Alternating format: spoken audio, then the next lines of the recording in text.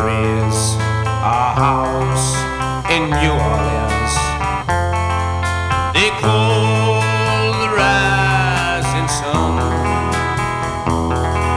and it's been the ruin of many a poor boy in God.